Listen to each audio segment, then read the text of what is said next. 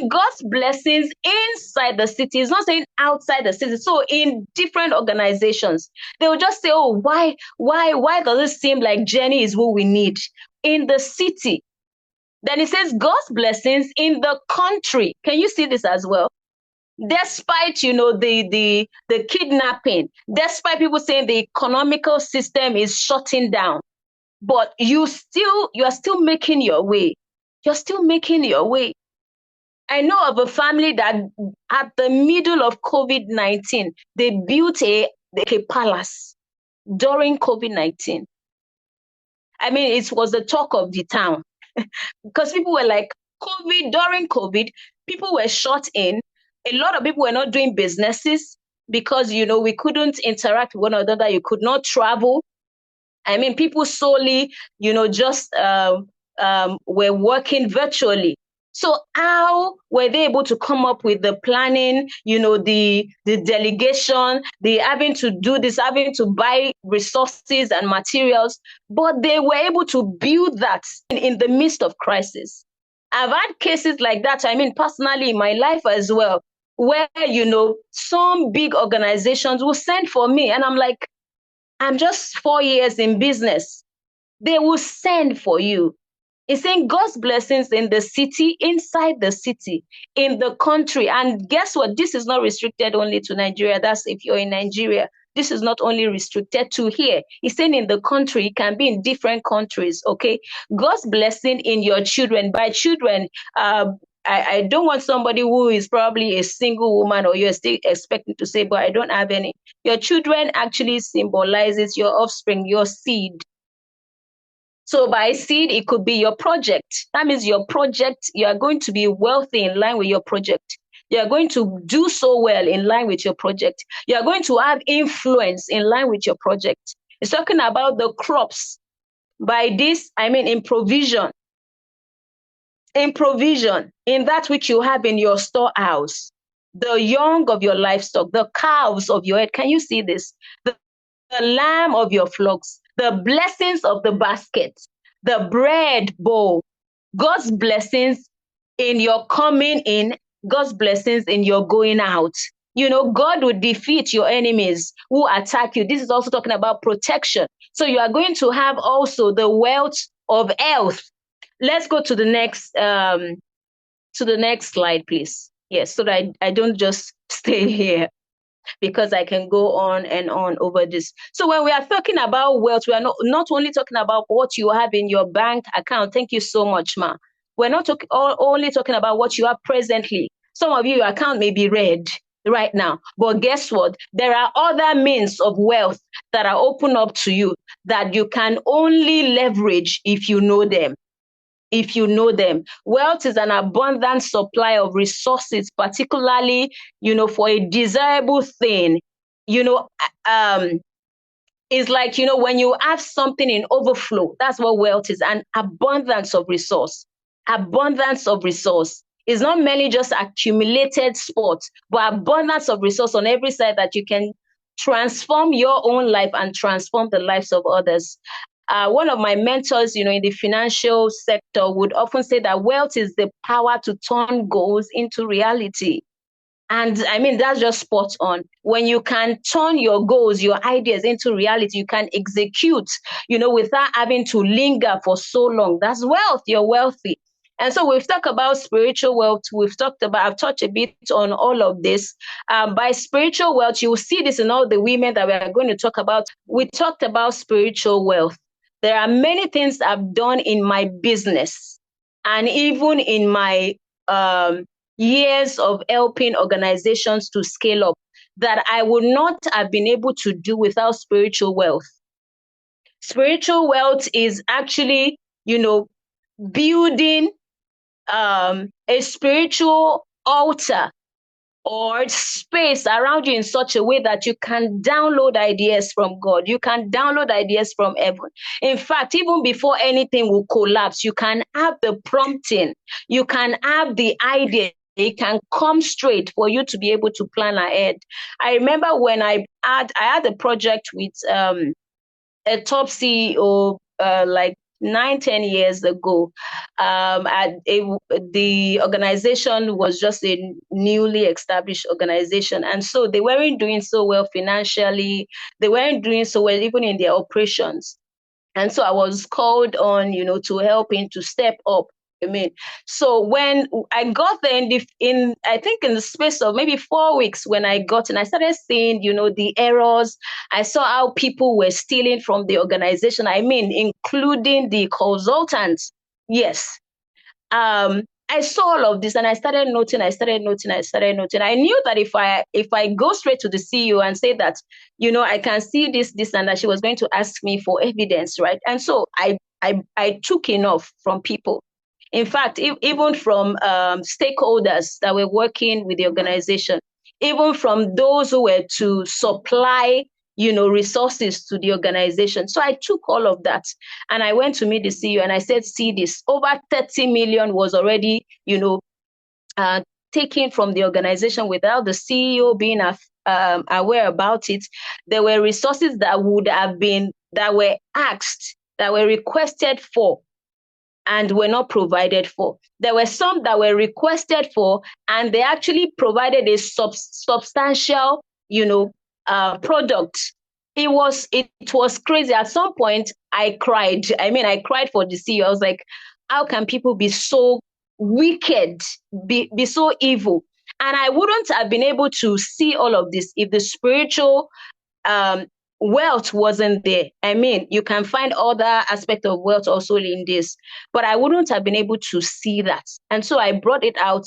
A lot of people got arrested.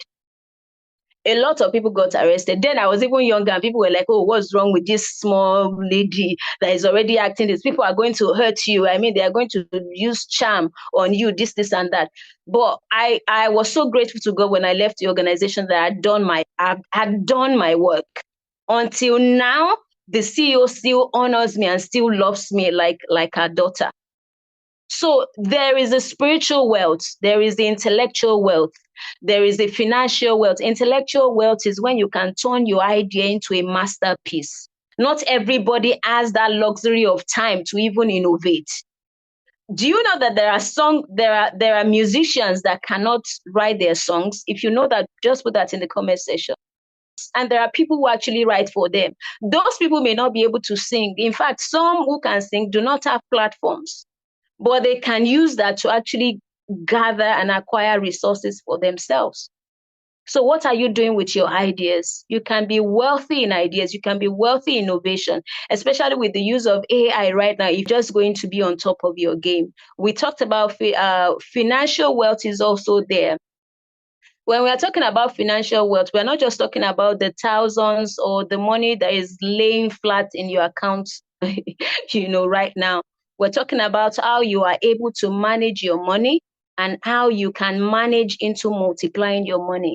You can start from anywhere. If your salary is 100,000, you can put 20% into stock. Yes. And, they've made it, financial experts, they've made it so easy for us to actually be able to reach out. Right now, you can find different apps. Do your due diligence when you are getting apps. Yeah. So say it's Damit. I said you can find any apps. But build your stock on and be able to multiply your money. Where you can do stock, you can do real estate, you can do, it's fantastic how Moriah mentioned last episode that even for some women, your friends, you can, join money together and buy a plot of land or even more plots. Yes, do your due diligence. Get a legal practitioner to seal it up for you in such a way that you know that everybody is going to be all right. But you can do that as well. I hope we're getting something. Yes, next slide. So your wealth also can multiply in finances. It can multiply also in social and character wealth. By social and character wealth, I made emphasis to people, referrals that I never even knew people who were calling me to show up. I made reference to just showing up in a place and I don't know who called me, who mentioned them to me. We're like, oh, they've seen my work and they want me to come and, just give a therapeutic workshop to their staff, especially those who were in the production facility, and they said I should come and give therapy to these people because they're already burnt out. They're not giving their best. They need them to be more productive. And until now, I don't know who did the referral, but I know that somebody must have done that. So there is need for social and character wealth. You have to be able to fraternize with people. It shouldn't be that you only connect with people because of what you want to get. It should be that you are connecting with people because, we are humans. You can't do without human connections. You can't do without, having to, yes, there are people who are, I'm not an extrovert per se. I like to, just be in my space. But I'm somebody that I know that to have a friend, you also have to be friendly. And so you have to go out and meet with people. If you're in an organization or you are even at an event, say hello to people around you because you don't know who anybody is. You don't know who anybody is. And so, but character is key. You've heard many times when people will say that, your skill can open up a door for you. Your gift can open doors for you. But what will sustain that door is your character. Your character actually consists, of the internal asset that shapes the judgment and conduct around you. It speaks of your integrity. Dr. Kemi is not here today, but it was one of the things that I saw in her, and I'm like, oh, I'm just going to continue to love this lady. She's so loyal and so, when somebody has integrity, you have my whole heart already. I love this also in our guest speaker that we have today. When you see people's works, you can tell that they are disciplined. You can tell that there's structure around them. They are not just anyhow people. You throw ideas here, you throw things here. You are always complaining. You have nothing good to say about anybody. Everybody else is toxic except yourself. No, you have to change. There are times when you have a project that is bigger than you, but you didn't have the actual resource in your bank account.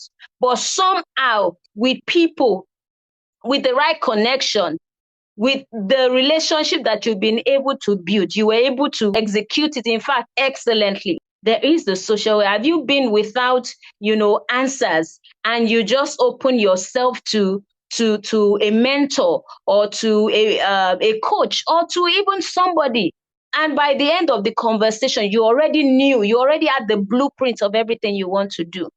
Imagine if you didn't have anybody in your space. There is also the physical and mental health. This one is key. Last year, I had a crisis. Oh, not last year, 2024. It was back to back for me because I was managing a global organization. The chunk of the work was virtual because we had people in 36 countries. And so I was the one leading the organization, to put all the things together, faculty and the likes of it. And by the 5th month, I had high cholesterol. My heart actually stopped at some point. It took God, the right people around me, and, the help of medical practitioners to help me, and God, of course, because I was so focused on work that I forgot my mental health and my physical health. And when health is not there, your wealth is going to leak. Wealth without good health is a loss. Okay, so that is also key. The final one is time wealth. I'm not going to go so much on this, but you have to be able to create so much structure around your life that you can be able to do what is important and crucial per time without being pushed around. So let's go into the next. I want to get out of your faces, okay? So in line with all of this that we have talked about, now we are moving to ownership and systems. And somebody may be like, Dami, what are you saying? Is this even possible? Is it possible to have all this wealth? Is it possible are there women actually who are already doing this? I'm going to bring practical women to you. And right here, we have Deborah, Abigail, and the daughters of Zelophehad. You can find, please, can you go up a bit so that they can see the scriptures as their name implies? They were 5 daughters of Zelophehad. Their father was wealthy.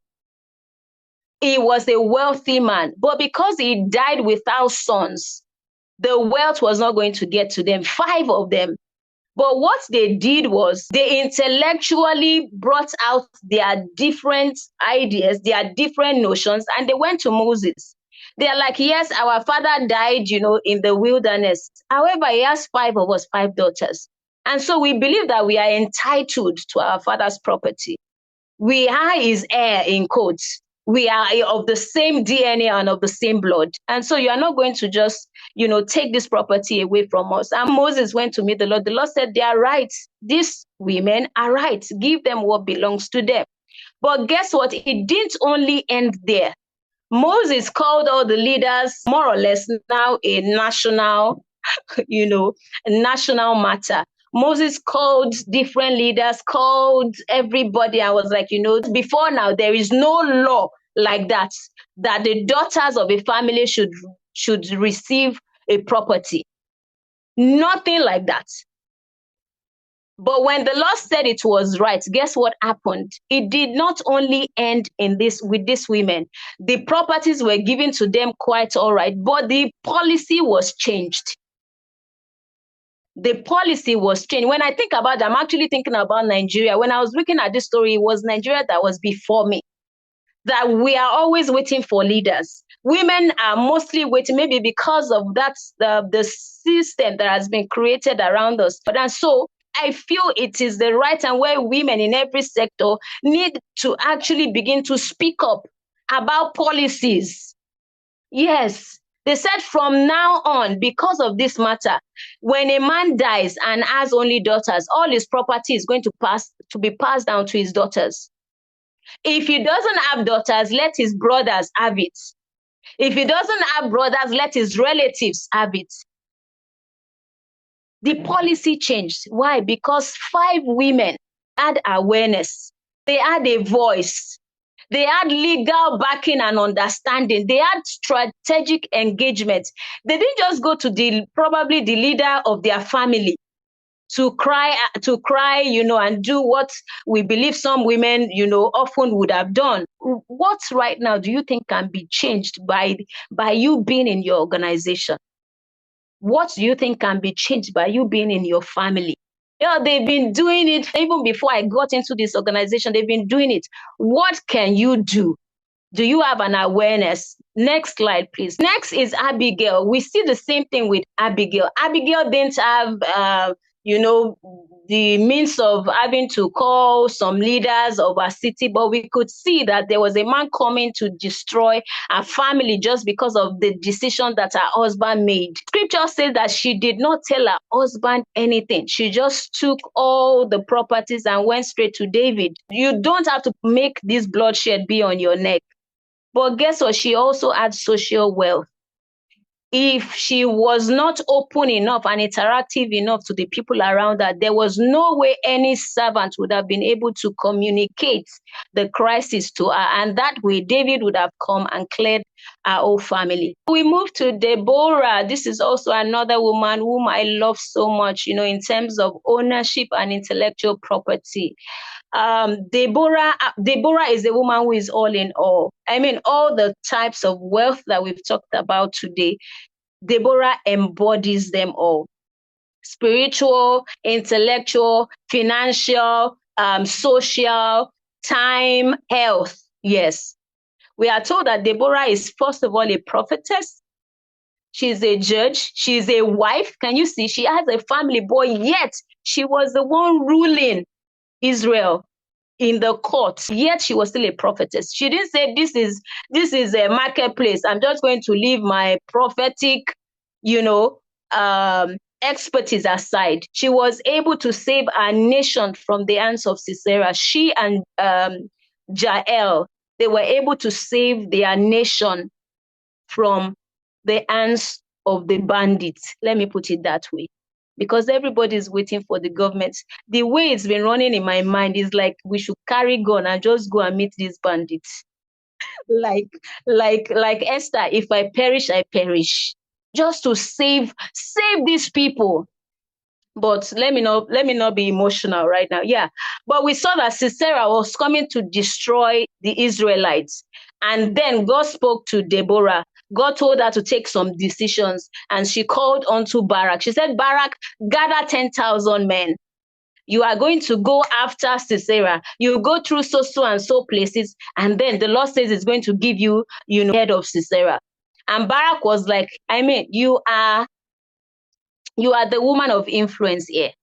You have it all. I cannot go alone except you go with me. And she was like, do you know that the success of today will not be in the hand of a man, but in the hand of a woman? Because her being there means she was going to take ownership. I mean, the battle was settled, was completely settled. So who will settle the battle of Nigeria? Who will settle the crisis in Nigeria today? So my question for you is that of all these world systems, if you are to do a scale within spiritual, intellectual, financial, time, health, and social, which is, in number 10, which will take number 9, which will take number 5. I want you to do it right now so that you know where you are going to be paying more attention to. Like I said, we are here in class. Right now, this is the end of my slides. But what is your wealth scale right now in the order that we have just put it, which is of the highest, so that you know where you need to create more room? Some of you at the end of this, in fact, right in the middle of this, you already know the people that you are going to send messages to. You already know the next thing you are going to be drafting in such a way that you can complete that matter that has been on your mind for so long of this. And then how can you manage and multiply your intellectual properties? How can you manage? I want you to write down this question so that at the end, when you come back to it, you'll see that it's been fully fleshed. Okay. Then what are the structures that you want to put in place to steward this influence? We'll go into conversations now, and I just want to bring up Moriah. As I mentioned earlier, she's a fantastic creator and also the creative director of Mo Memories. Also, we're bringing on board, yes, is Miss Olubusola Ajala. She's a legal consultant and also the founder of Strictly Law Business. If you've heard of that, SLB. If you're a lawyer in the house, know that definitely in Nigeria, you would have heard of it. SLB, Strictly Law Business. And I'm just so excited so grateful also and honored to have them come speak with us today. Just in a nutshell, if you're going to share about wealth, ownership systems, or just some thoughts that came to mind while I was sharing. Good evening, everyone. It's really good to be here. And I think this is a very interesting and timely conversation. And just as you were speaking, a lot of thoughts were running through my mind. And I was like, no, we didn't do good publicity for these events. We need to have more people here, especially more women. We need to have more people here. This a super interesting and very much needed conversation we should be having at this point in time, because there's a whole lot going on in our country right now. I mean, I saw a Twitter post on my very dear friend's status the other day, and a list of things were stated there that if you don't have anybody to come and bail you, at the police station, please don't behave anyhow. If you don't have this, please don't do this. Please stay back at home.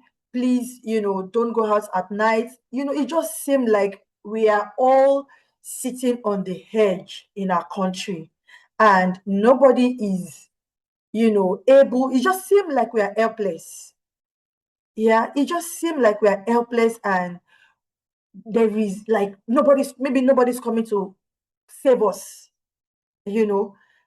and but when you talked about when you mentioned Deborah, I mean, it just clicked. And I went back to a chat that I was having with a friend of mine who is a lawyer and also in the media, and I'd seen earlier today that she posted on her status. So I'm trying to read it, that okay, LG announces plan to send journalists to war front with troops. Details below. And she was like, let's go. And I'm like, where are you going? Where are you going? She was like, that will be a very good one for our career and all of that. I said, well, I mean, not bad, but the people we have in government right now, we really can't trust them with our safety. So even if it's going to be a very good one, for your career, which I agree, but how about your safety? But as we are speaking and you talked about, Deborah killing Sisera, I went back to our chat and I told her that, come to think about it, was Deborah that killed Sisera. So why not if you want to? But again, it's easier said, right? So I think that this conversation is timely. We really need to get more women in the room, especially now that a lot of women are now at the forefront of, wealth, making money, taking charge of homes, of situations, calling the shots and all of that.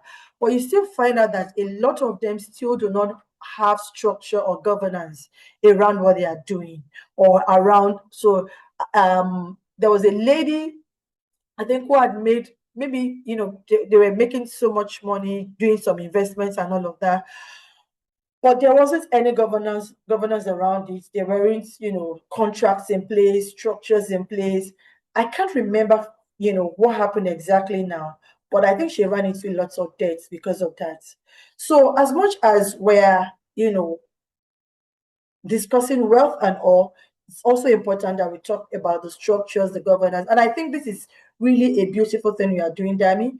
The Lord will continue to strengthen you. But we need more people to hear this. And this is actually a very, vital conversation. And for someone like me of recent, okay, so I've been juggling, hospital runs since this week.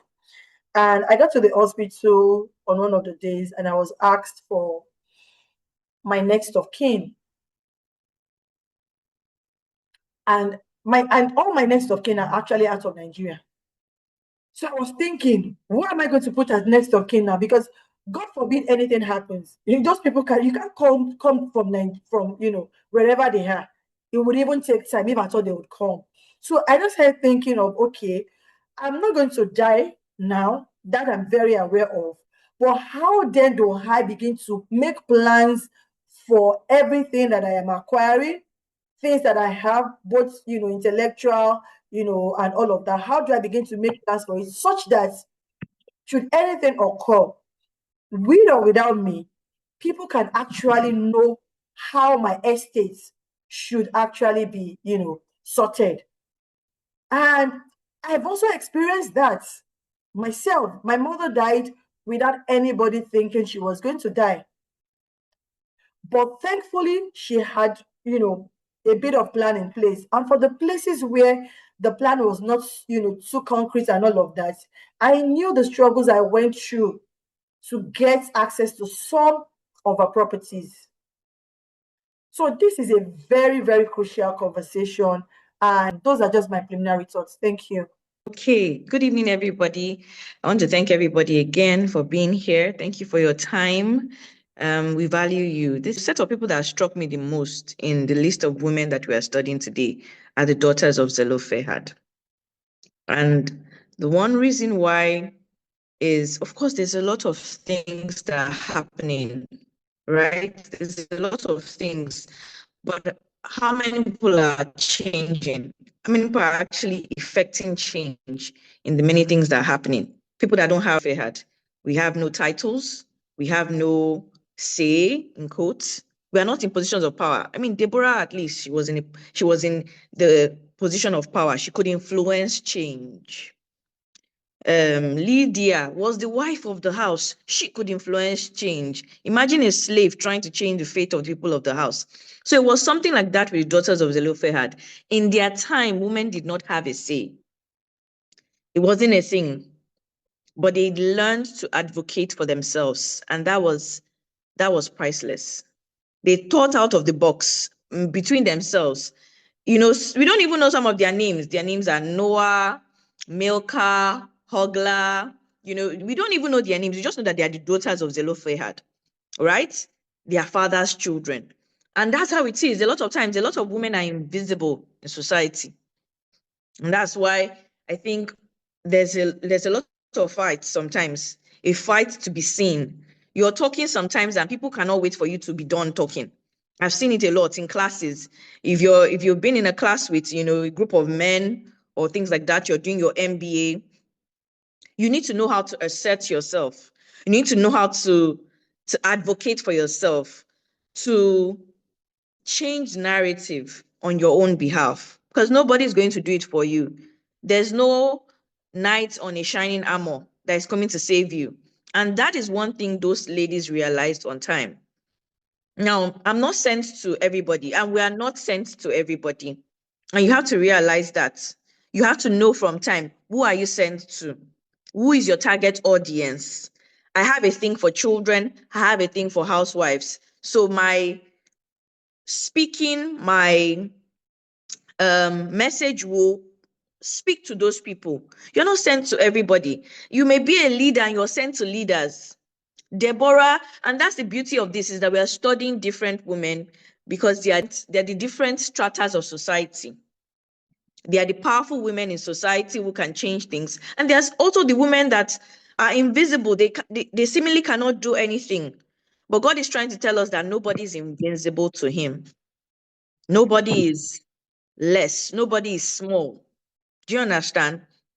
And that was the beauty for me about the daughters of Zelophehad.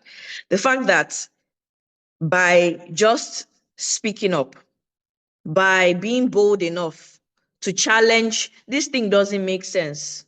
My father was not a sinner. If you go and read it, they said it. They say, see, my father was not amongst those that you people are doing, the people that you people are collecting property from are the sons of Korah, the ones that the ground swallowed, the ones that were disrespectful. My dad was a peaceful man. So tell me why exactly his property cannot pass on to his lineage. You people are going to go and marry now. You're going to go to another house now. You're going to go. What if you marry someone from another clan? But we want our father's property. This is the one that we are taking. This is the one this person is taking. I want to come down to property. Statistically, in Nigeria, right, 59.5% of men do not own a house. So that means about 30-something% of men own a house in Nigeria. This is statistics that you can go online. There are sources of these statistics, the World Economic Forum, things like that. But in comparison, 89.3% of women do not own property in Nigeria. So that means it's only about is it 11% or 10% of women that own property in Nigeria, right? Out of that 10% that own property in Nigeria, only 2.5% own a property by themselves. The rest are joint. I'm joint with my husband, for instance. I own a property with my husband. The rest are joint. And those people that are even joint, they are 6.6%. So someone said, statistics is not necessarily reality, but you have to look at starting the narrative. You're talking about there's a but what essentially is feminism? A lot of Christian circles don't want to hear that you're a feminist, and it's a difficult topic to bring up because the idea is already whacked. Even as I'm talking, some people are already don't go there. But feminism is advocating for a level of equality. Men and women will never be equal. God did not create us to be the same. And that is not what equality is. What equality is saying, which is what those ladies did.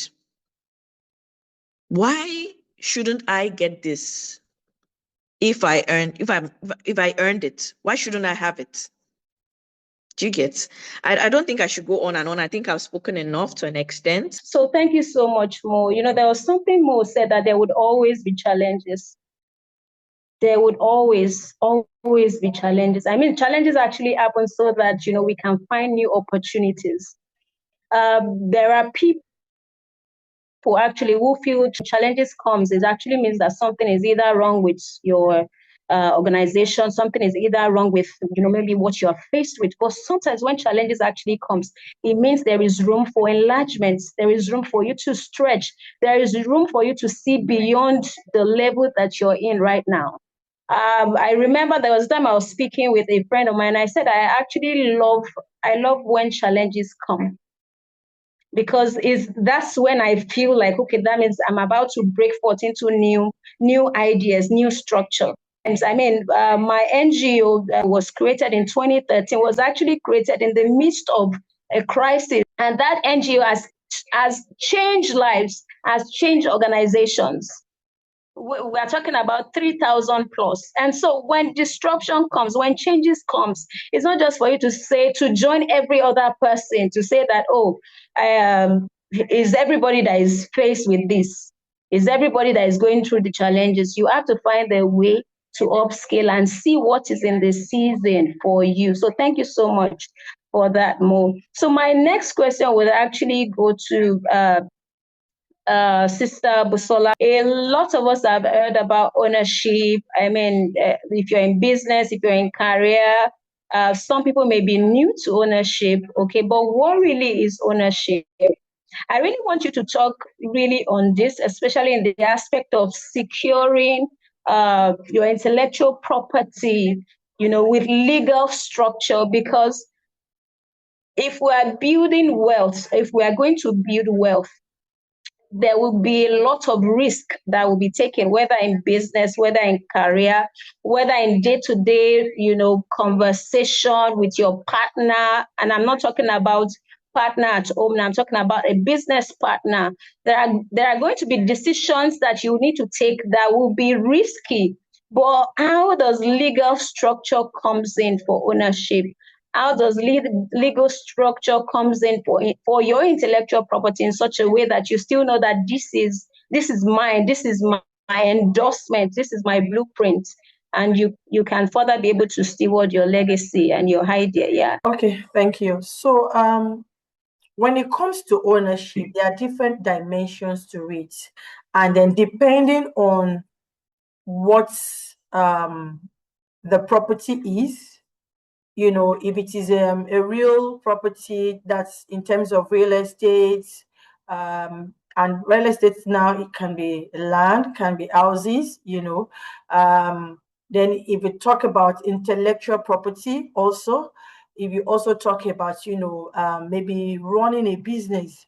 So in Nigeria today, we have different ways by which you can actually maybe claim ownership, right? So when we talk in terms of real estate, so if it's a land, or maybe a building, a constructed building, there are different ways to it.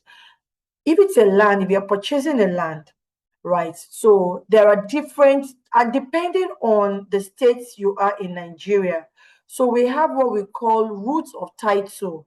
We have what we call roots of title, meaning that, okay, so when somebody is asking you, what title do you have? If you say, oh, I have a property that I want to sell. So the question will be, what title do you have? We have legal titles, we have equitable titles. The most valid is legal title. However, in some situation, equitable title can also can also help, right?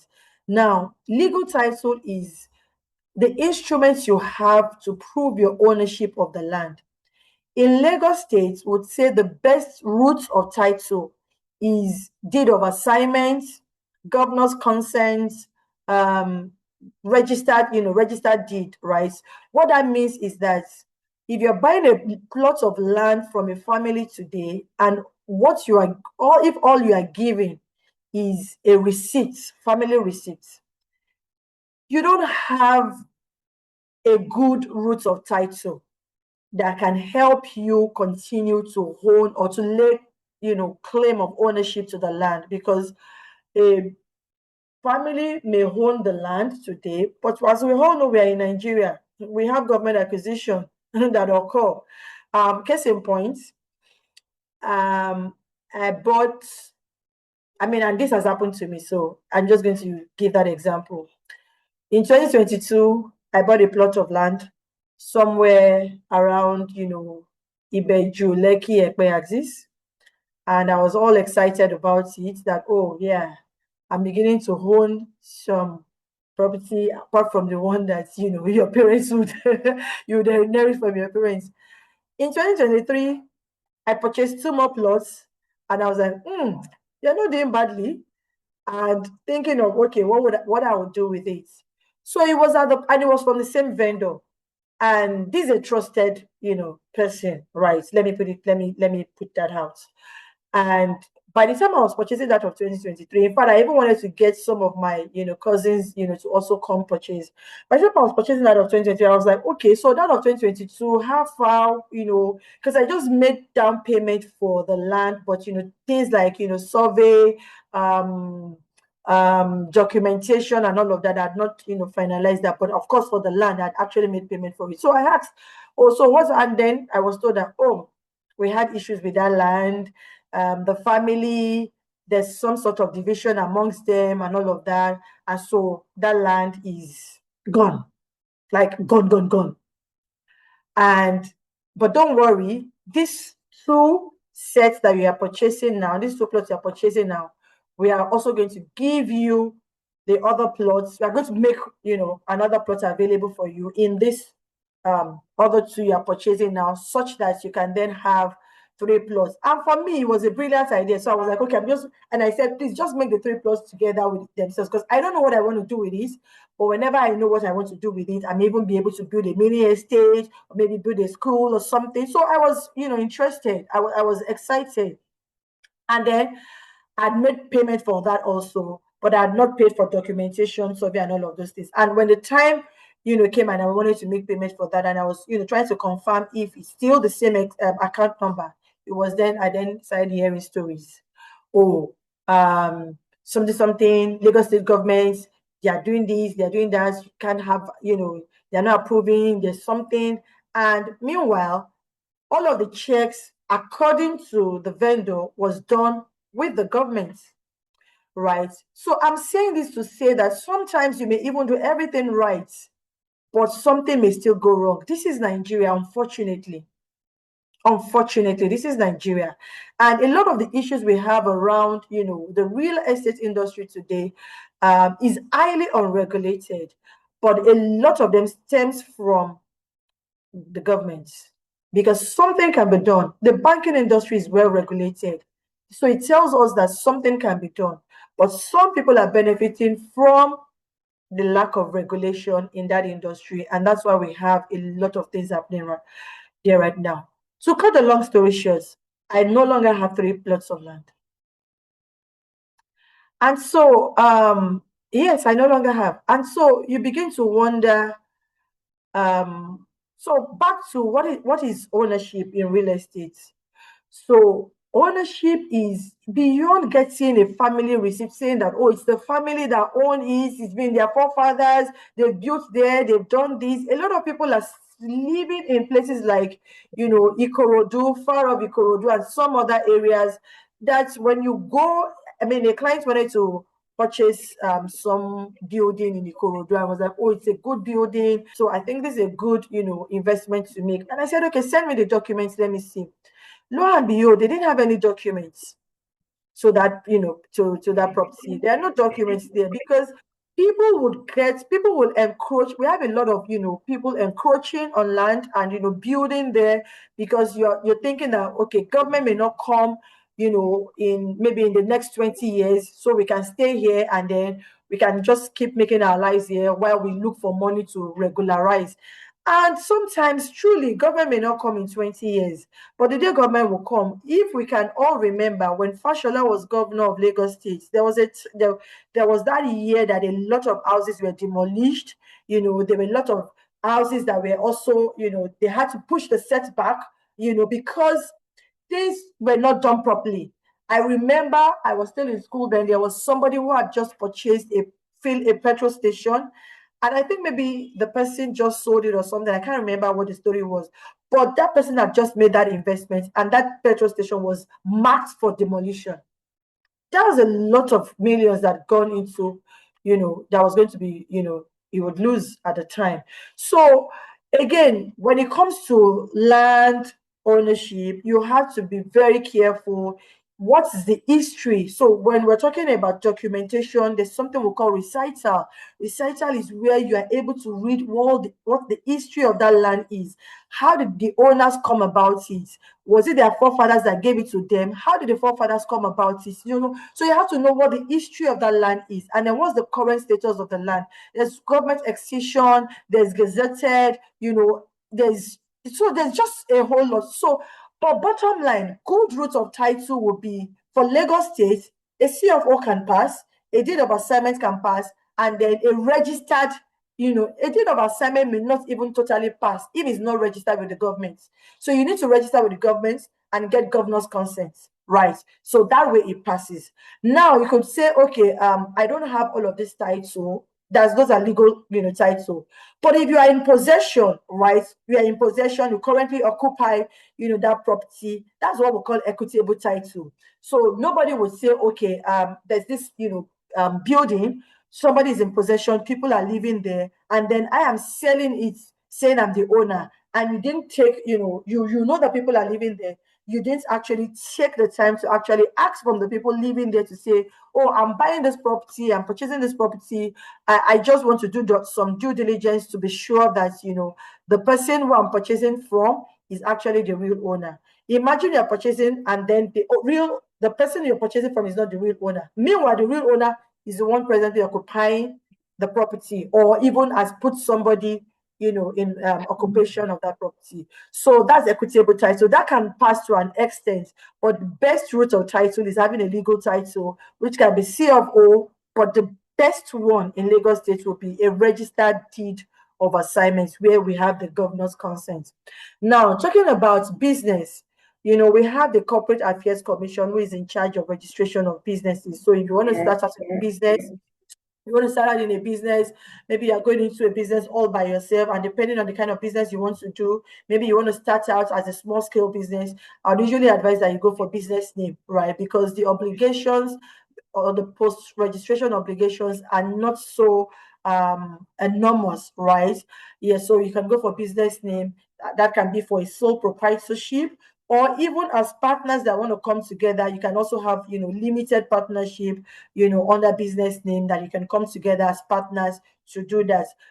Because what we are seeing is that people go into business, just say, oh, let's do business together. We are friends. We are jolly good fellows. We know each other. Oh, she's been my friend for 16 years. I know her. My family knows me. We all know each other, blah, blah.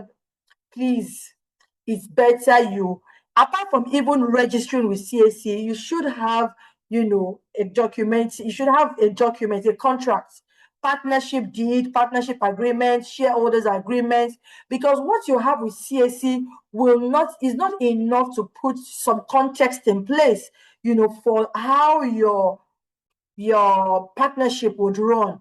So in case of death, what should happen? In case one party is no longer interested in carrying on with the business, what should happen? All of those things will be documented in either your shareholders agreement or your partnership deed, right? So it's important you have that in place also, along with your CAC registration. It's very important for you to register your business with CAC, because that way it also gives you some legal backing, especially if your business is now beginning to grow and you want to even call in investors. Lately, I've been thinking about, my own business, and I'm saying that I think, because recently I had to call in our accountant, and I said, I just want to understand my numbers. I'm at that stage where I need to understand my numbers. And I called in the accountant to say, please, let's have, a conversation. And she was very wonderful, professional. And she came with, because she has access to our books and all of that. So she had done her own projection and all of that. And she showed me our projection. And I didn't even know that we were having, an upward projection in terms of revenue. I didn't know. So I saw that year on, we were doing, better. In fact, one year we did like 150% increase in revenue than what we did, in the previous year. And that sort of gave me the confidence to say, I think I can actually, begin to talk to investors, bring in investors to, invest in this, business, because I can see the growth pattern. Now, what I'm saying is that you need to have, those records in place. So I'm trying to go back to my line of thought. So what I'm saying now is that you need to have your business registered in the event you are even thinking of, bringing in investors at any point in time in your business. But if your business is not registered, you don't have any legal backing. How would someone then be interested in investing? I mean, someone may be interested, but then how would they want to then invest if they see that you are just doing business anyhow? Like you don't have anything, because you can't even, what's going to be your claim to ownership of that business? if you do not have it registered, right? Then if you, that's for business, then there's also the limited liability, which you may want to also do if you want to actually then structure your business, ensure that you have a different personality as, you know, from your business. So as a limited liability, businesses, you know, companies registered with the CAC as limited liability companies are a separate legal entity. They are an artificial, they have their own legal personality, though be it artificial, but they have a legal personality separate from the promoters of those businesses. And in that case, what that means is that should anything happen, you may not necessarily be held personally responsible for the acts of the business, right? But there are situations, there are exceptions where they then have to lift the veil to see the promoters of the business, and they can then be personally reliable for whatever activities or whatever, you know, things the business may have, you know, done wrong. Let me just talk on the intellectual property and wrap up, because I see that that's where, and that's a big issue right now, but a lot of people are still not paying attention to it, because we now have a lot of people creating, you know, things. You know, what we are doing right now is a creation of Danny, right? And we don't know how this is going to go, right? We're just seeing the beginning. It's going to have a bigger, you know, in 10 years from now and all of that. So, but it can then spread and just go outside of this Zoom, and a lot of other products can be created from just this conversation we're having and all of that. It then becomes your intellectual property. How do you preserve it? What do you do to claim ownership to it, right? And for intellectual property, we have different, you know, different ways. There is, you know, the copyright, there is the trademark, there is the patent.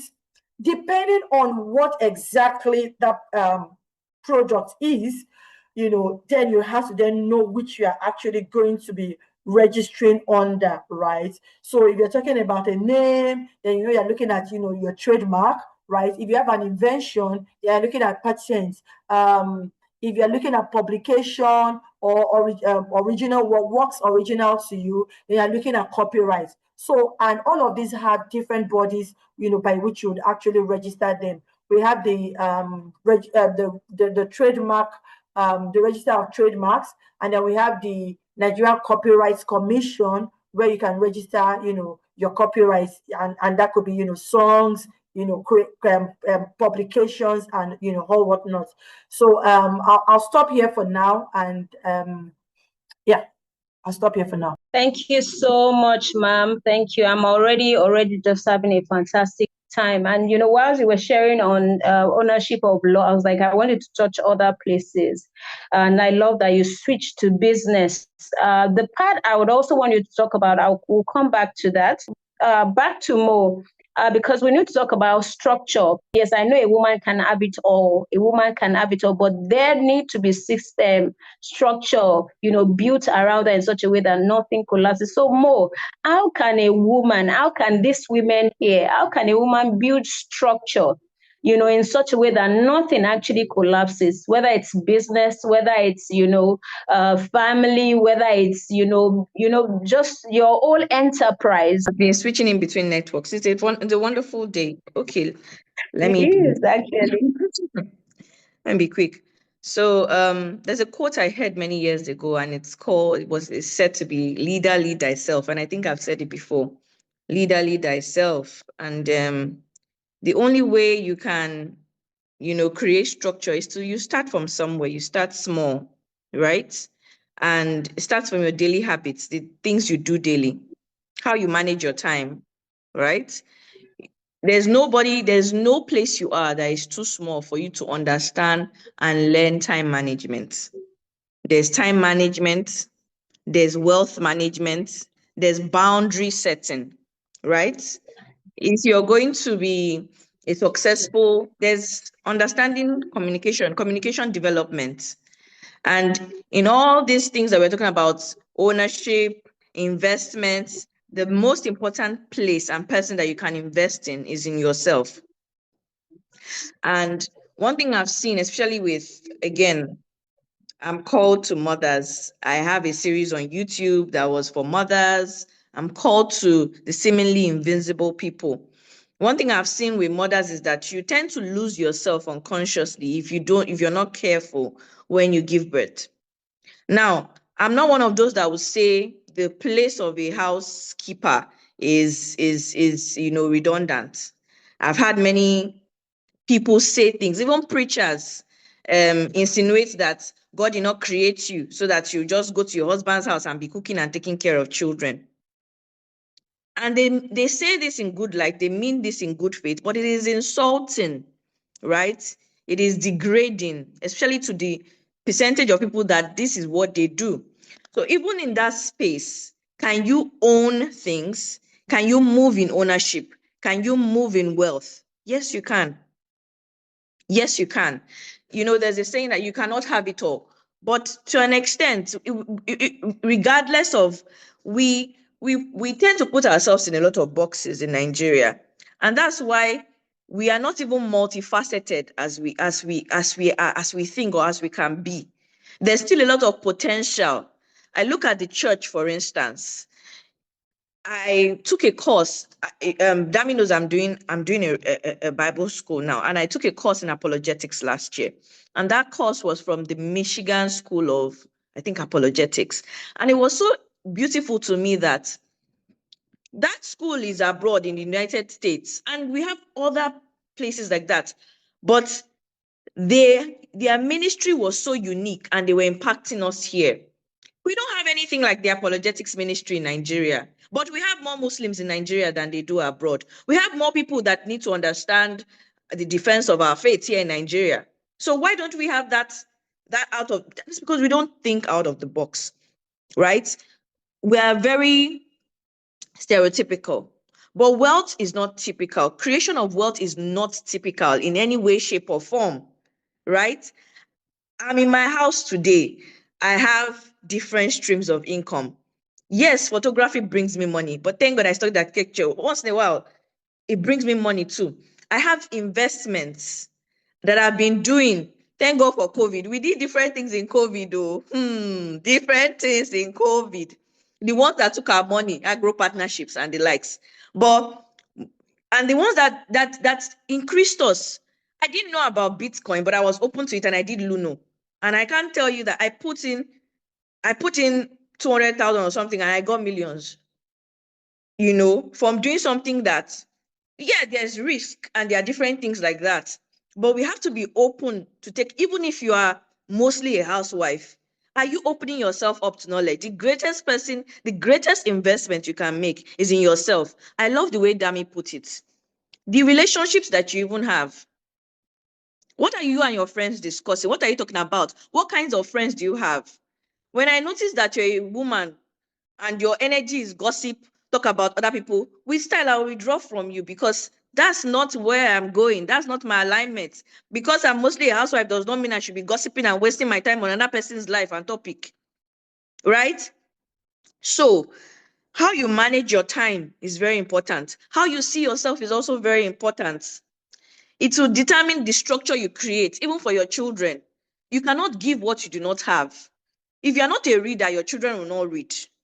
If you're not a respectful person, if you're not a person that believes in improvement, right? So I don't know. There's a lot to say, but I'm trying to compress it. I want us to go to documentation. I want us to go to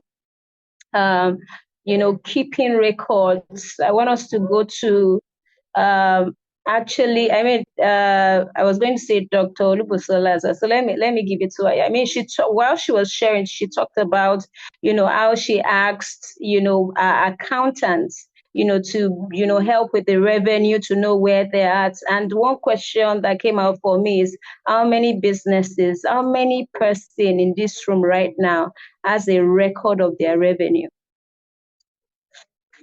Since January to now, how many of us have a record of our revenue? And so it will look somehow when you think you don't have money, when you're asking where has your money gone to, when you think why does it look like everybody has the resource but you don't have it? Because there has not been documentation. There is no record. You are not stewarding anything really. It will feel like wealth is leaking. So I want you more to quickly touch on this, and then also Dr. Busola can touch on that as well. Why is documentation important? And I'm saying this because I mean, I don't want this only to be on, I don't want us to streamline it only to projects. Mo and Sister Olubusola, people need this. If we have to end the conversation on this, it is important. And if you can chip in, some experiences here and there, that would be really helpful as well. I don't want to talk too much because I just want to hear you two right now. Yes. Okay, so for documentation, and I like to share stories a lot to drive home the point. And most times, I mean, if it's my story or maybe stories of things I've witnessed in line of my work, or something happened to me recently, and then you are aware, I'm not supposed to be taking this conversation from Nigeria today.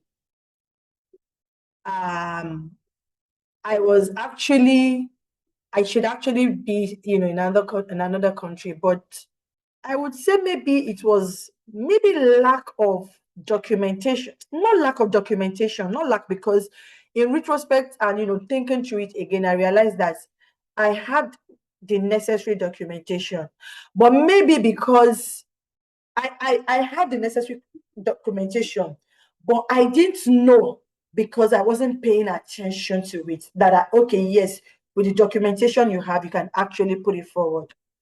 And that just tells you the power of documentation. I missed an opportunity because I thought I didn't have the documentation. But when I went back and looked at it, I saw that I had those documents. But because, and Dami, when she was speaking, she talked about, awareness. And awareness is a very powerful thing. What you are not aware of can rob you of a whole lot of things. I had the documentation, but maybe again, I didn't sit with myself very well to check and to be sure, and then because when I went back and I looked at it and I saw that I had these things, I only just needed to have presented it. So it just tells us that documentation is very, very important, very important. And documentation could be in any form. I mean, your CSC documents are very important.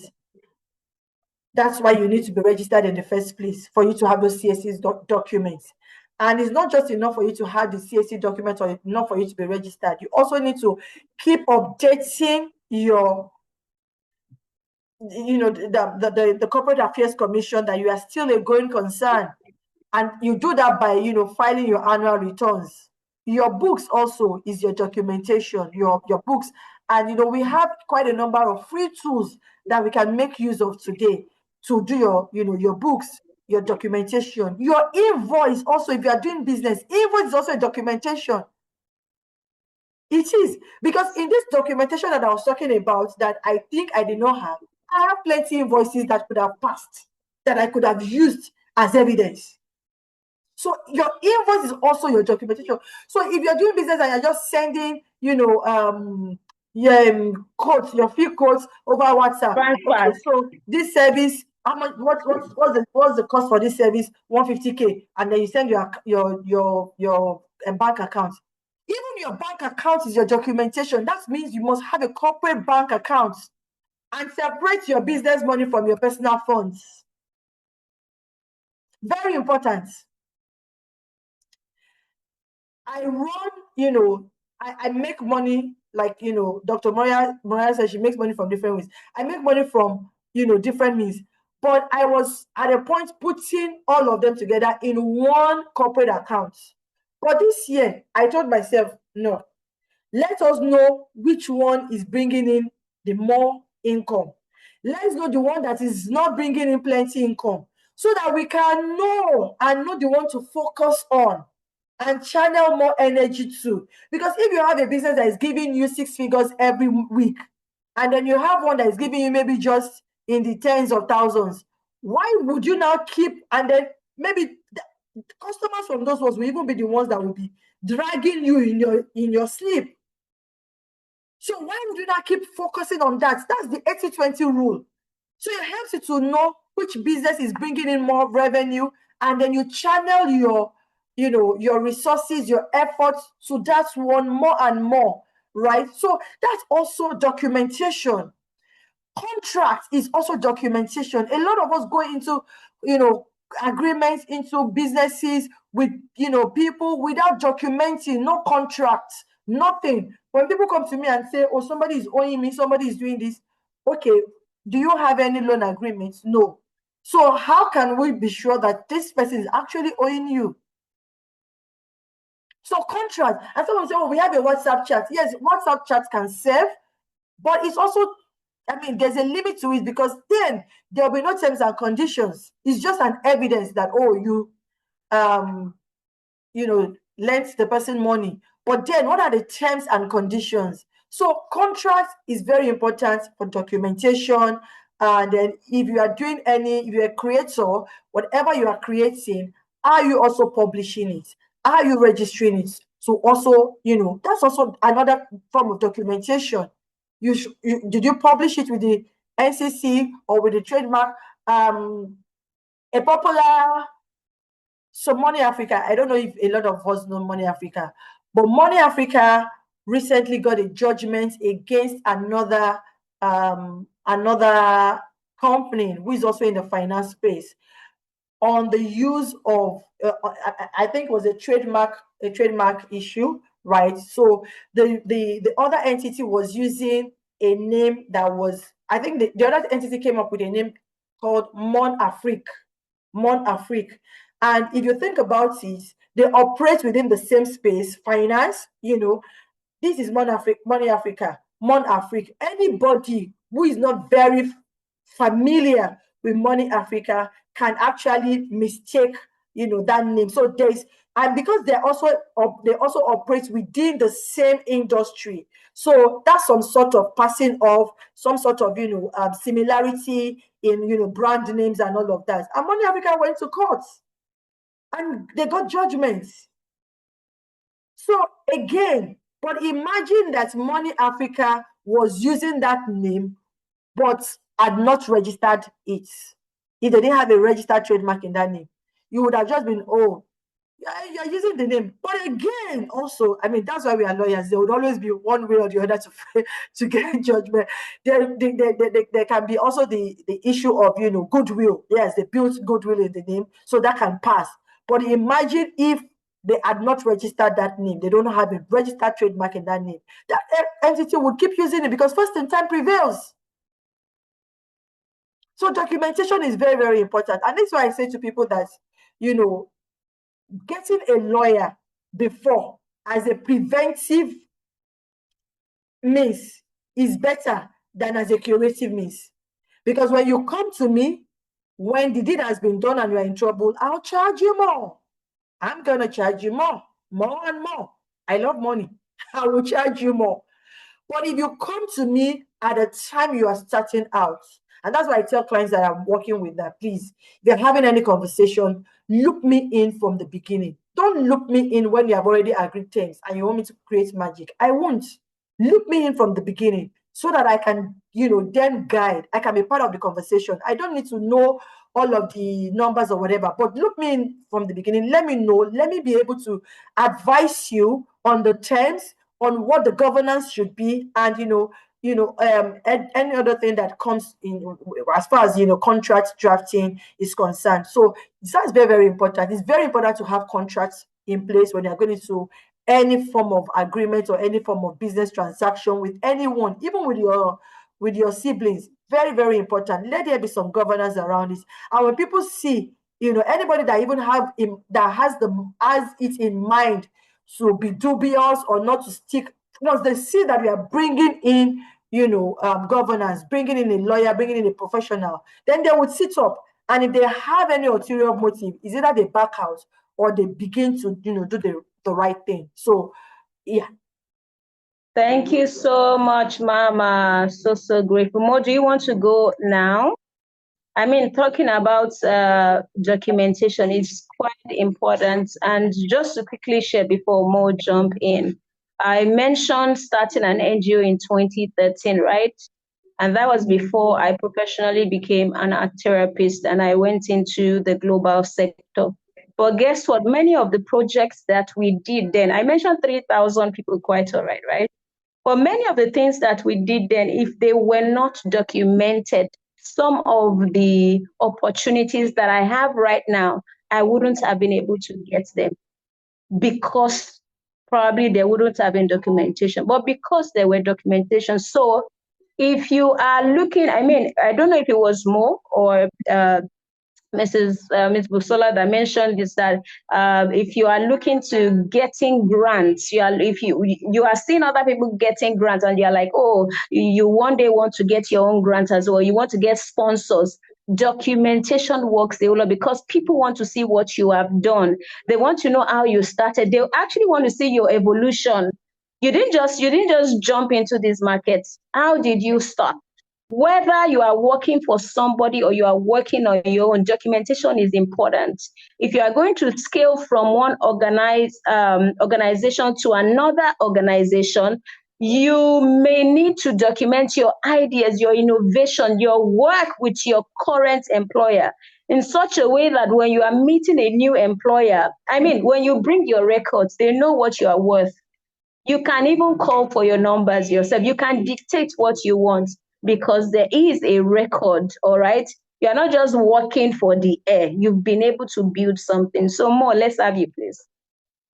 All right, thank you so much. Thank you, Ma. You've touched on most of it. And in fact, I'm going to steal some of your examples, right? I also applied for something recently and it was documentations that saved me. In fact, we were thinking that I would not get it, but the thing came in like 3 days. I'd gotten the approval and it was documentations.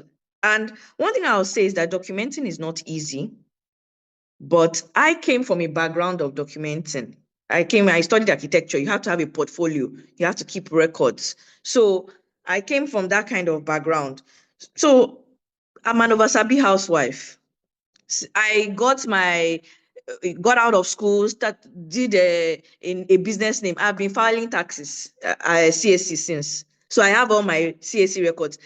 I'm not doing it because of anybody, but when the opportunity came, all my papers are complete. Obasabi housewife. They came last year, and it's time to file inland revenue. I went, even the people at the place I went, the internal revenue, they're like, please, why are you stressing yourself? I'm an Obasabi housewife. I just like doing the things I'm supposed to do when I'm supposed to do it, right? So that's more documented. Do what you're supposed to do when you're supposed to do it. Bible says, write the vision, make it plain. If God gives you an idea, get a book for it. Be an Obasabi housewife. Write the vision, make it plain. I authored a book about my journey in and then those are some of the things like Dami said.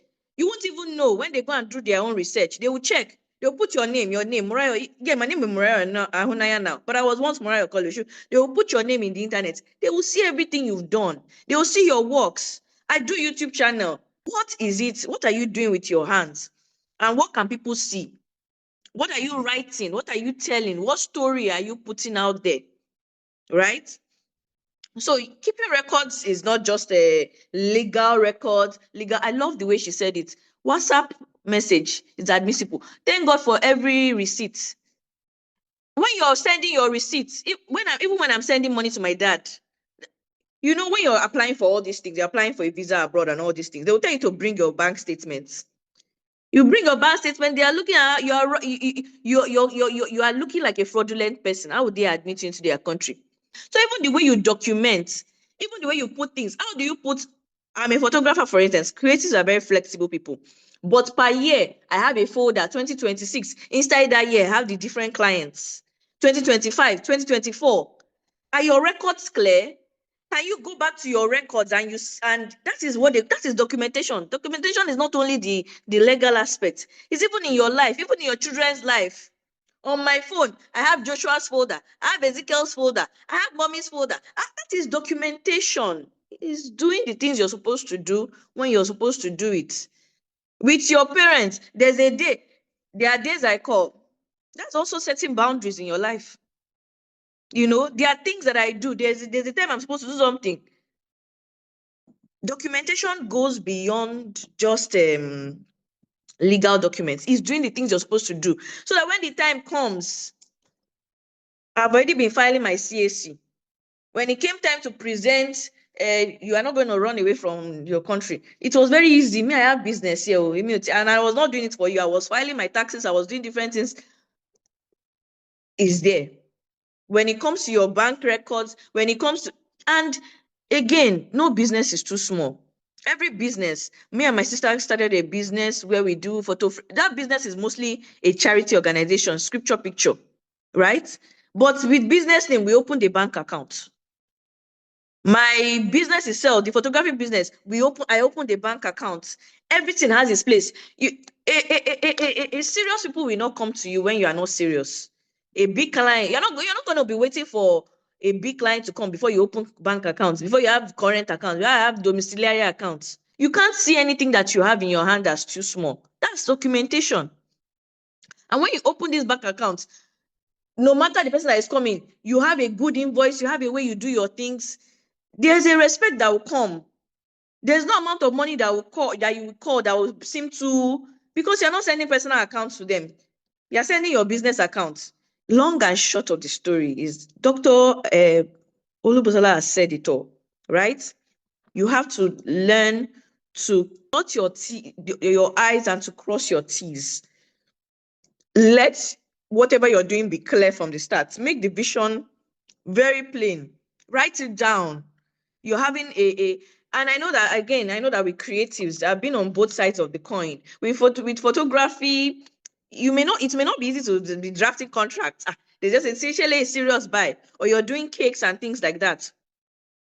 But there's still a way you can present your invoice that to turn to some sort of contract between you and your clients. You learn to keep records. It's not easy to keep a lot of records, especially in this age where you have to pay for storage. But you don't know when that thing will save your life. You don't know when you will need that thing. Spread your baskets. Think out of the box. Do different things. Do different things. You have different potentials. Today I've sang. I have song on the internet. I have book on the internet. I have talking on the internet. Do different things, right? You're full of so many things. And in that way, you're keeping records, keeping different fragments of even yourself. You are not here forever. Nobody is leaving this earth alive. Nobody's escaping from here alive, right? But when you're keeping different, documenting, you're making your footprints more solid in the sand of time. That's another way to see it. Let me stop there for now. Thank you so much. Thank you. I'm just enjoying you to share. Thank you so much, Mo. Thank you, Miss Olubusola. Thank you so much for honoring us. I mean, even for the time. Yeah, I know we had glitches here and there before starting, and everybody's still here. We honor you. I honor you. Yes, we've talked about wealth, we've talked about ownership, we've talked about systems. And I know that somebody may be like, Dami, yes, I've heard all of this, but even the small that I have, I've not been able to know how to put them together, start from somewhere and start now. That's what I would say, start from somewhere and start now. I'm going to give typical examples to how you can structure. We are starting Triple W in 2026, right? We actually started 2 months ago. But guess what? This had been documented since 2024 officially. It's been documented since 2016 in my notes. Documented in my notes in 2016. When it came strong in 2024, I created a calendar for it. I actually shared this calendar, I think probably with Mo and one other friend like that. I created a calendar because I would often say, I bubble lots of ideas, and if I don't pin them down, they escape. So I like to put it down so that maybe I'm scrolling through my pictures or I'm going through my calendar, I can see it there. So start with that. If you are somebody who have lots of ideas, or you don't even need to be having lots, even if it's one idea, get a calendar. You can use Calendly. I'm just giving you one. You can find, there are lots of apps. But let me not say that we would be lazy. We won't be lazy in Jesus' name. Amen. There are apps that can help your life. That get a calendar, a virtual calendar. As the ideas are coming, be putting it there. If you don't have the full picture, put the names of people who can help you. Just jot down the ideas that you have. Oh, you want to have a conference. This may be for somebody. You may want to have a conference. You have the title of the conference, document it in a calendar. You don't know when you want to have it. I mean, just envision maybe in 2-3 months or 6 months or 1 year. Put it there. Put the options there. The people you may need, put it there. You're already documenting. You're already creating structure. That structure is that simple. It's that simple. You put it down. You document the idea down. The visible time that you can work with. Guess what? Everything you need for that idea, you may not have it. But there are people who have it. Put their names there. Put it and put question mark. Put it and put question mark. You're already building structure. Oh, that means then how do I do documentation? Keep records. You are keeping records. You are not good with records. Get people. That's when delegation comes in. You can't be what's that word now? El Shaddai. Else you will die. There is only one El Shaddai. That is God. So you can delegate. I saw this and I felt like, damn it, yes, God has opened up this idea to you, but you can't do it alone. I don't even want to do it alone. I know there are people who have insight as well. And guess what? We are delegating. Haven't you enjoyed diverse insights here today? So there are people who can also help you. It's part of the structure. You are a mother. You are doing everything you. I'm not trying to get at bring down the strength of mothers. I'm just saying that you cannot do everything in your life by yourself alone. You can't, even if you have that strength, even if you have the strength, you can't, because if you do everything alone, what is now left for you yourself? Delegate, that's still structure. You were not made to do every single thing alone, even with your strength and in your strength. Yes, get people. About intellectual property, you can create structure around that as well. You can get a legal structure, a legal practitioner. Many people, what happens is why you even lose some of your ideas is because you don't want to spend money. And if you are making money, you should be able to spend money. I mean, that's how you multiply funds. You should spend money.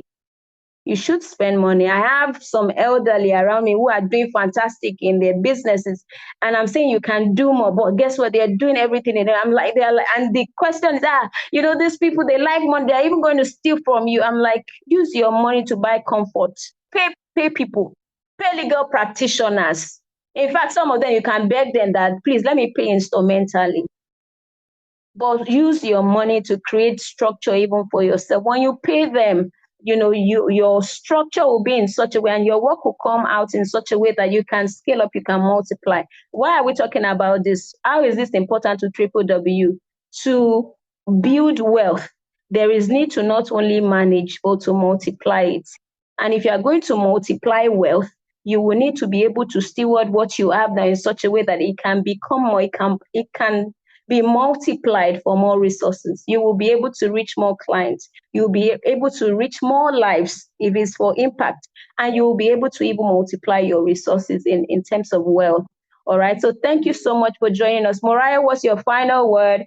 Doctor, yes, I say doctor again. We are going to get that Dr. Ritzma. Olubusola, what are your final notes? I think there's no better time to be alive than now. We see a lot of women, attaining, doing great things, building wealth, commanding, institutions, doing, beautiful things all over, online. You're seeing people, even just from the comfort of their homes, starting businesses and, growing it into multi-billion-dollar,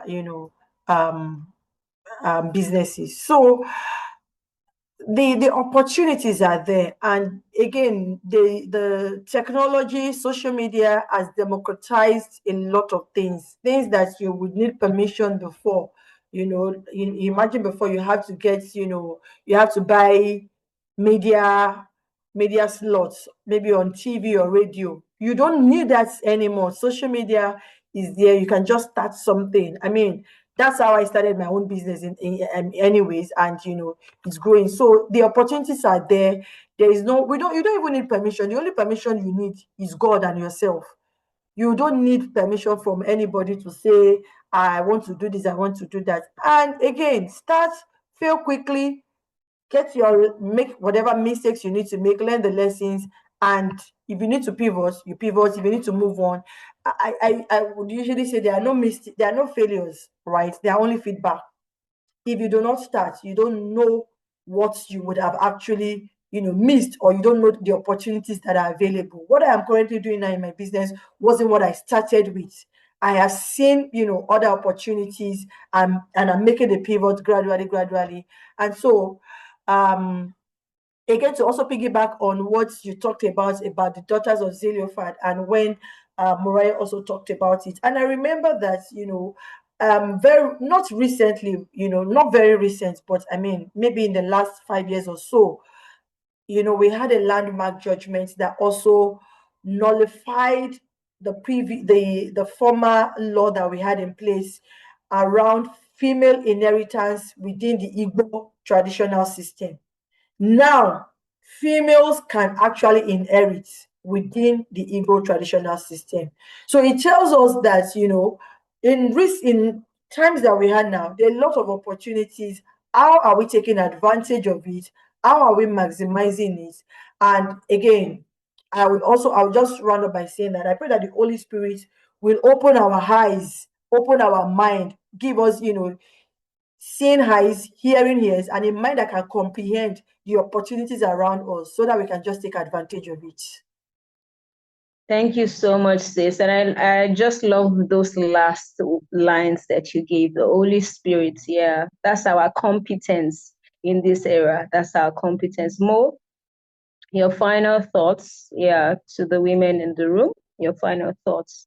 Okay, thank you so much, Ma. I've learned a lot from. I want to say thank you. My final thoughts will start with saying thank you. First of all, thank you to everyone that was in this room, right? It's we wish we were more, but the fact that you are here, even if it's one person, Jesus will have died for one person. You are that valuable, so we are grateful to every single person. Super grateful. Thank you, and God bless you. I want to thank very specially Dr. Olubosala. Thank you so much, Ma, for the honor of your presence. God bless you, Ma. I have learned so much, so much. My notes are full. I'm grateful. And to Dami, my beautiful Dami, you are so full of wisdom. You are truly the triple W woman, and I'm honored to know you. Thank you so much. So saying thanks to everyone first and foremost. My final words are in two parts. Health is wealth, and your greatest investment is yourself.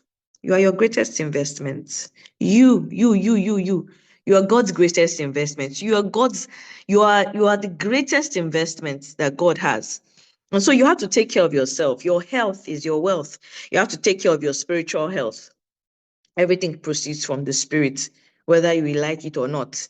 When you find your purpose and your identity, when you spend time with God, you can be selling pure water and you are living in purpose and you are raking in millions. It's not even about the money. Like my sister said, wealth is not accumulation. That's Damit said that. It's abundant supply of resources. Open your mind, expand your mind, take your health very seriously. I'll just take from what Dami has put. Take your spiritual health seriously. She says spiritual wealth, intellectual wealth. Take your intellectual health seriously. You have to invest in yourself. I try to do something every year, whether it's going to learn something, a skill, or it's going to a Bible school, or it's learning about. I'm a Rema now. I was doing apologetics last year. I also did some training on a tool, Blender, animation. Just keep investing in yourself. You are your greatest wealth producing generator. Your financial health, your social health. Financial health is very important. Nobody can use me to do shakara. I get money, thank God. But see, if you are not physically healthy, all that money that you have can be wiped off in 1 minute, right? Take care of your mental health. Take care of your time health. And again, everything is sourced from the spirit. Even if you have everything, we are in Nigeria. God forbid if they kidnap somebody, all that money. Do you understand? So you have to be under the shadow of the Most High. It's very important. I think that's the most important for me. Then the second thing is there is no box. I love the way Dr. Olubusola kept emphasizing it. That's the essence of what she was saying, is that we are in an age whereby anything can happen.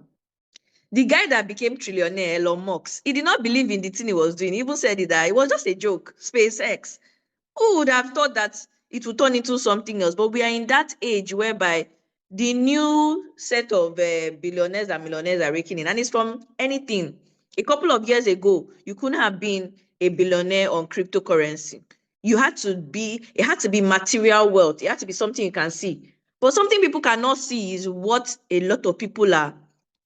Any SpaceX, for instance, see, so there is no limit, there is no boundary, there is only increase. So let your mind think abundance and let your spirit be connected to God. Then He will show you as far as your eyes can see. You will look up and you'll see the stars like Abraham, and you'll be stunned at how far you can go. The place you are, Nigeria, is not a limit, right?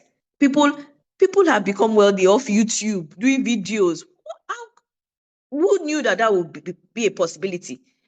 You are not talking on television, no. You are talking to a phone or something in your room, and you're generating wealth. So please, there is no box. There is no box. No matter where you are no more invincible, thanks to the age that we are in. Thank you so much. Thank you. Thank you. Thank you, Mo. Ladies, can we just say thank you to Mo and Dr. Olubusola? Can we say thank you, thank you, thank you, thank you? Do you know that this is actually a master class that some people are actually paying for? This is a master class that some people are paying dollars for. Can you? Yes, my mic is on. So can you say thank you, thank you, thank you to everybody? Just say thank you to the two of them. Thank you, thank you, thank you. So honored to have you two here today, just sharing from your wealth of insights. Absolutely honored. And also do let me know what you're taking away from here today. Let me know what you're taking away. You just couldn't leave. Oh, I love this, Oluwatobi. You just made the evening for me. Yeah, because despite even till now, I'm still cringing somehow because I love excellence. And I'm like, oh, how I wish that, everything was perfect, but it's already beautiful. And so thank you so much. Thank you. Thank you. Thank you for joining in. The series still continues. So the next episode will be on pretty soon. And it's going to be another fantastic topic. So just stay tuned. But what you can do for us is, because we want the chain of impact to continue. Yes. Everybody keeps saying it. The last episode, it was the same thing, that this is, more women need this, more women need this. But like we've been saying, we can't do this alone. So what I want you to do is share the link with somebody. Share the good news with somebody. Tell somebody there's something happening for women in this season. It's called Triple W. Let them, look forward to the series, even as you share the replay with them. And I know that God will bless you in Jesus' name. It's been a wonderful evening, and I just want you to go and rest. Thank you so much for the time and the sacrifice. Thank you so much. We love you. Have a wonderful, wonderful, wonderful evening. Bye. Bye, everyone. Thank you so much. Thank you. Bye, bye, bye, everyone. Bye.